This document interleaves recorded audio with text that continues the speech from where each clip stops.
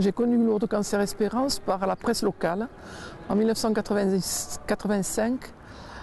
Pour le 11 février, il était paru un article où l'on parlait des nouveaux pèlerinages et il était annoncé le pèlerinage de Lourdes Cancer Espérance.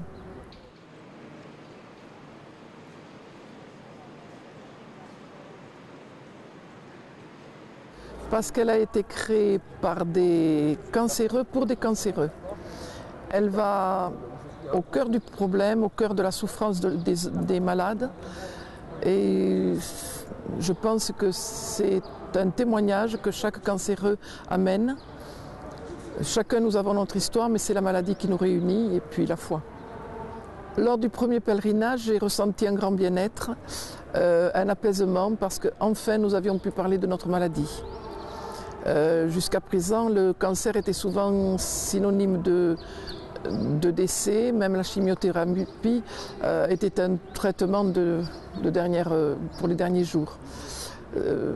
On ne pouvait pas parler, on ne pouvait pas s'exprimer et même certains pensaient que c'était contagieux. Alors il y a eu des échanges entre nous et on s'est rendu compte qu'on pouvait puiser dans l'expérience des autres.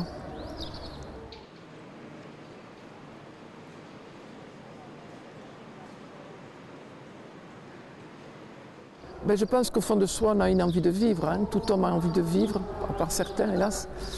Au départ, c'est l'envie de vivre, de se battre.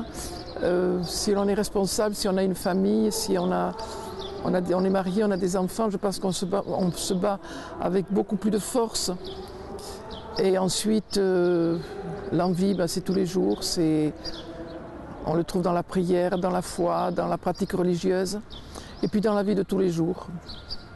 Dans les échanges que l'on peut avoir avec d'autres, dans la nature, parce que quand on a des traitements qui sont très très lourds, on a un besoin de soleil, de chaleur, d'air pur.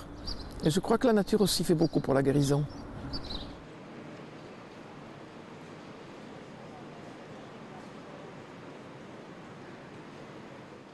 J'ai eu envie de tendre la main parce que j'avais eu beaucoup de chance. Dans le malheur que j'avais eu d'avoir un cancer, j'ai eu énormément de chance parce que j'ai été très bien entourée par ma famille, par mes amis. J'ai été soignée dans une clinique oncologique tenue par des religieuses, ce qui fait que tous les matins j'allais à la messe. Et puis je pense aussi que j'étais d'une nature assez robuste. Donc ça fait que malgré un cancer très grave, j'ai pu continuer à vivre.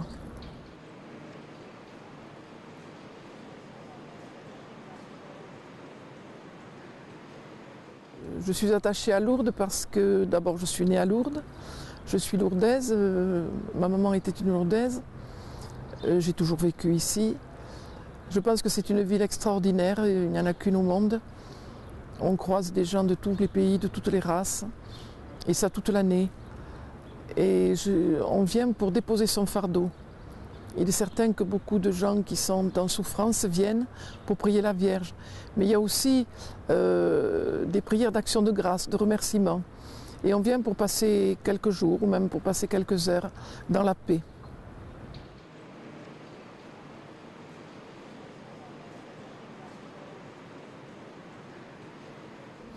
Pourquoi j'aime Bernadette?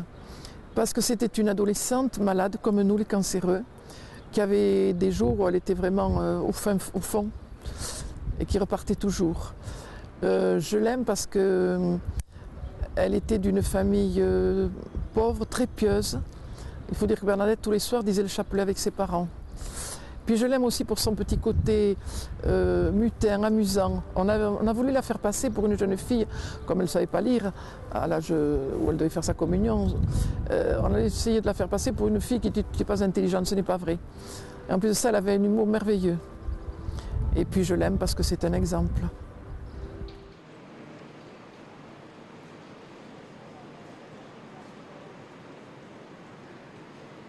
Ben, je leur dirais, venez, voyez, mais surtout venez, vivez ce que nous vivons. Nous sommes rassemblés les uns les autres dans la prière, dans l'échange, dans la joie. Il semblerait qu'avec le nom de ce pèlerinage, Lourdes Cancer Espérance, surtout le mot cancer, qui maintenant touche tant de personnes, ce soit un pèlerinage où on pleure beaucoup. On pleure bien sûr, mais on pleure souvent aussi de joie. Et on se réconforte les uns les autres. Je leur dirais, ne restez pas seuls dans votre maladie. La maladie doit être vécue avec d'autres malades, mais aussi d'autres personnes bien portantes. Surtout, ne restez pas seuls.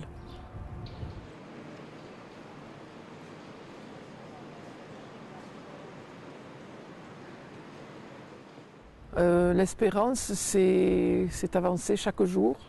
C'est penser que demain sera mieux, sera meilleur. C'est se coucher le soir en disant mais demain ce sera un jour extraordinaire.